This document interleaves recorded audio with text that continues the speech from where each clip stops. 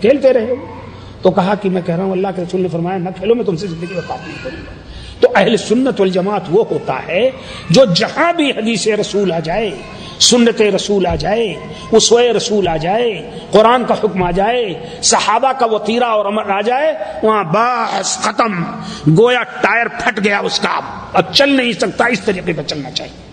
یہ ہے چاہے جو کوئی ہو، معاف فرمائیے، یہ بات نہیں ہے کہ ائمہ سے کا احترام نہ کرو۔ امام ابو حنیفہ، امام شافعی، امام مالک، امام احمد بن حنبل، امام سفیان ثوری، یہ سب کے سب ائمہ خدا تھے، ان کے لیے دعائے مغفرت کرو اور ان کے ساتھ حسن عقیدت رکھو، لیکن اتباع اسی شخص کی کرو جس کا نام محمد الرسول اللہ صلی اللہ علیہ وسلم۔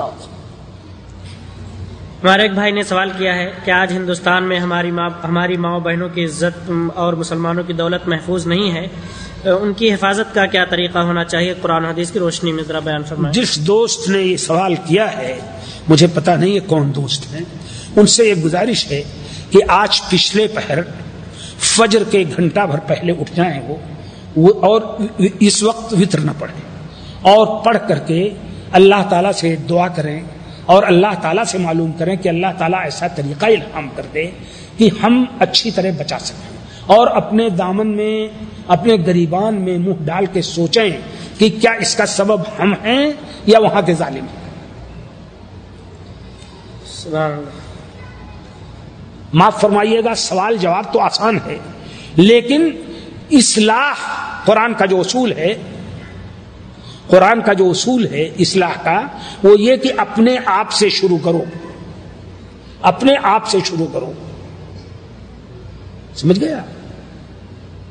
لا یضرکم من ضل اذا اهتدیتم، تم اپنے آپ سے شروع کرو، اگر کوئی گمراہ ہوتا ہے تو تمہیں کوئی نقصان نہیں پہنچاتا ہے۔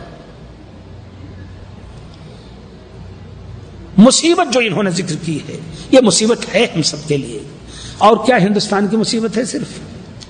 پاکستان کی مصیبت معمولی ہے، مدرسے پر تالے لگ جاتے ہیں اور علماء اٹھا کر کے گرفتار کر لیے جاتے ہیں، اور جگہوں کی مصر کی مصیبت نہیں دیکھتے ہیں آپ، موروکو کی مصیبت نہیں دیکھتے ہیں، لیبیا کی مصیبت نہیں دیکھ رہے ہیں، لیبیا کا حاکم اٹھا کر کے یہودیوں کو معاوضہ دے رہا ہے، تو ہر جگہ تو یہ مصیبت ہے، ہر جگہ تو یہ ہے۔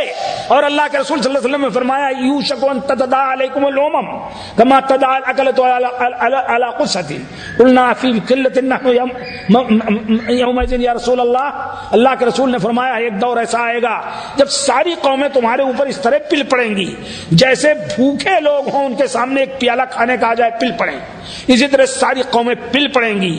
تو پوچھا انہوں نے کہ تم اپنے آپ سے شروع کرو، اگر کوئی گمراہ ہوتا ہے تو تمہیں کوئی نقصان نہیں پہنچاتا ہے۔ مصیبت جو انہوں نے ذکر کی ہے، یہ مصیبت ہے ہم سب کے لیے، اور کیا ہندوستان کی مصیبت ہے صرف؟ پاکستان کی مصیبت معمولی ہے، مدرسے پر تالے لگ جاتے ہیں اور علماء اٹھا کر کے گرفتار کر لیے جاتے ہیں، اور جگہوں کی مصر کی مصیبت نہیں دیکھتے ہیں آپ، موروکو کی مصیبت نہیں دیکھتے ہیں، لیبیا کی مصیبت نہیں دیکھ رہے ہیں، لیبیا کا حاکم اٹھا کر کے یہودیوں کو معاوضہ دے رہا ہے، تو ہر جگہ تو یہ مصیبت ہے، ہر جگہ تو یہ ہے۔ اور اللہ کے رسول صلی اللہ علیہ وسلم نے فرمایا یوشک ان تتداعى علیکم الامم کما تداعى الاکلۃ علی قصۃ قلنا فی قلۃ نحن یومئذ یا رسول اللہ کے رسول نے فرمایا ایک دور ایسا آئے گا جب ساری قومیں تمہارے اوپر اس طرح پل پڑیں گی جیسے بھوکے لوگ ہوں ان کے سامنے ایک پیالہ کھانے کا آ جائے پل پڑیں، اسی طرح ساری قومیں پل پڑیں گی۔ تو پوچھا انہوں نے کہ کیا ہم اس وقت کم ہوں گے؟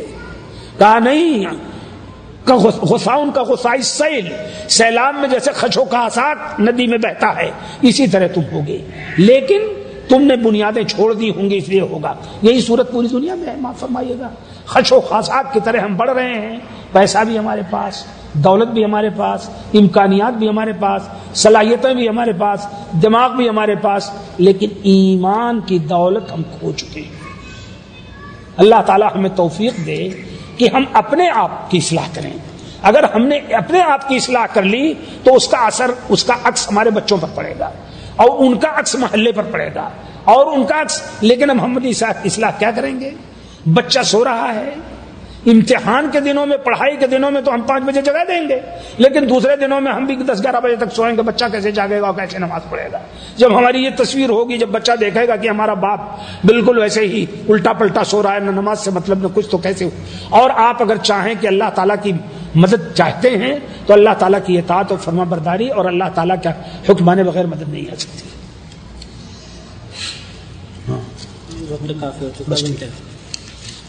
جزاکم اللہ خیرا و شکرا لکم. اللہ تعالیٰ ہمارے استاد محترم فضیلت الشیخ کو جزائے خیر دے کہ اپنی علالت اور مرض کے باوجود بھی ہماری تربیت کے لیے اتنا وقت نکالا. اللہ تبارک و تعالیٰ آپ کو شفائے کامل عاجل عطا فرمائے اور آپ کا سایہ ہمارے اوپر زیادہ دیر تک رکھے. اور ہم سب آپ کا بھی شکریہ ادا کرتے ہیں کہ آپ لوگوں نے اپنا وقت لگایا. اللہ تعالیٰ ہم سب کو نیک عمل کی توفیق عطا فرمائے. صلی اللہ تعالیٰ علی خیر خلق محمد وعلی آلہ واصحابہ اجمعین. والسلام علیکم ورحمۃ اللہ وبرکاتہ. رسول اکرم صلی اللہ علیہ وسلم نے فرمایا لم یشکر الناس لم یشکر اللہ من لم یشکر الناس. جو لوگوں کا شکر نہ ادا کرے ان کے احسانات پر وہ اللہ کا شکر گزار بھی نہیں ہے. میں شکریہ ادا کرتا ہوں آپ حضرات کا کہ آپ اتنی دیر تک بیٹھے اور میرے کجمج خیالات سنے آپ نے. شکریہ ادا کرتا ہوں ان دعات کا جنہوں نے یہ مجلس برپا کی. شکریہ ادا کرتا ہوں منتظمین کا جنہوں نے ان کو یہ موقع دیا. اور اپنے اللہ کا سب سے زیادہ شکریہ ادا کرتا ہوں جس نے موقع دیا کہ 1.5-2 گھنٹے تک میں آپ کے ساتھ بیٹھ کر کے آپ سے دوستانہ ماحول میں گفتگو کروں. اللہ تعالیٰ جب تک ہمیں زندہ رکھے اسلام پر زندہ رکھے اور جب ہمارا خاتمہ ہو تو ایمان پر ہو. وصلی اللہ علی نبینا محمد وعلی آلہ وبارک وسلم. السلام علیکم ورحمۃ اللہ.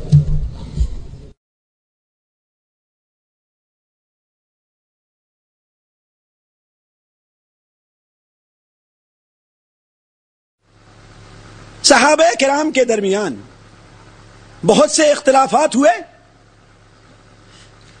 بعد وہ صحابہ جو قرآن مجید کو عربی زبان میں سمجھتے تھے، حدیث رسول ان کے سامنے بیان ہوتی تھی، اچھی طریقے سے سمجھتے تھے، لیکن بسا اوقات بعض استنباطی مسائل جو ہیں ان سے پوشیدہ رہ جاتے تھے. جیسے مانعین زکوٰۃ سے قتال کا مسئلہ ہے. حضرت عمر رضی اللہ تعالیٰ عنہ جیسے ملہم شخص جن کے بارے میں آتا ہے کہ کتنی آیتیں 5-7 آیتیں یا 5-7 احکام ان کے خواہش کے مطابق اللہ نے نازل فرمایا، ان سے بھی بہت سے احکام استنباطی پوشیدہ رہ جایا کرتے تھے. سوال یہ ہے کہ انسان کسی انسان کو چاہتا ہے تو اس کو کچھ گفٹ، کچھ آرام کی چیز، کچھ فائدے کی چیز دیتا ہے. یہاں اللہ تعالیٰ چاہتا ہے تو ابتلا اور مصیبتیں بھیجتا ہے بندے پہ. یہ کیسی محبت ہوئی؟ یہ محبت ہے. اللہ کے نبی صلی اللہ علیہ وسلم فرماتے ہیں دوسری حدیث میں اس کی تفصیل اور تشریح ہے وَلَا يَزَالُ الْبَلَاءُ بِالْعَبْدِ الْمُؤْمِنِ. اور ابتلا اور آزمائشاں آتے رہتے ہیں ایمان والوں کے ساتھ حَتَّى يَمْشِي عَلَى الْأَرْضِ وَلَيْسَ عَلَيْهِ خَطِيئَةٌ. یہ حالت تک کہ وہ زمین پہ چلتا پھرتا ہے، اس کے اوپر کوئی گناہ باقی نہیں. اللہ تعالیٰ اس کے صبر سے اس کے گناہ یہی معاف کر دیتا ہے، جہنم میں ڈالنے کی ضرورت نہیں اسے. حضرت ابو سعید خدری رضی اللہ تعالی عنہ بیان فرماتے ہیں کہ میں نے اللہ کے نبی کریم صلی اللہ علیہ وسلم کو فرماتے ہوئے سنا. اللہ کے نبی کریم صلی اللہ علیہ وسلم نے فرمایا تم میں کا جو شخص برائی کو دیکھے، من را منکم منکرن، تم میں کا جو بھی شخص کسی کا نام خاص نہیں، کسی کا عہدہ خاص نہیں، کسی کا کوئی مخصوص علم خاص نہیں، بلکہ اللہ کے نبی کریم صلی اللہ علیہ وسلم نے کہا من را منکم، تم میں کا جو بھی شخص برائی کو دیکھے. عام ہے لفظ من کے اندر ہر شخص داخل ہے، ہر فرد اس کی ذمہ داری کے اندر داخل ہے. ہر ایک فرد کو مخاطب کر کے اللہ کے نبی کریم صلی اللہ علیہ وسلم بیان فرماتے ہیں من را منکم منکرن فلیغیرہ بیدہ. جو آدمی تم میں کا کسی برائی کو دیکھے چاہیے کہ وہ اس برائی کو اپنے ہاتھ سے سنو. اللہ رب العالمین خود فرماتا ہے کہ تم سے پہلے جس قوم کو فضلناہم علی العالمین، ساری دنیا بھر میں ان کو فضیلت دی. آج امت محمدیہ تم خیر امت ہو. تم سے پہلے بنی اسرائیل جس کو فضیلت دی گئی تھی، لیکن اس امت پر کیا ہوا؟ داؤد علیہ السلام نے بھی ان پر لعنت بھیجی، عیسیٰ علیہ السلام نے بھی ان پر لعنت بھیجی. کیوں بھیجی؟ ذالک بما عصوا، اس لیے کہ انہوں نے اللہ کے احکام کی نافرمانی کی، عصیان کے وہ مرتکب ہوئے. جس نبی کی اطاعت کا انہیں حکم دیا گیا وہ اس اطاعت سے یک صرف اطاعت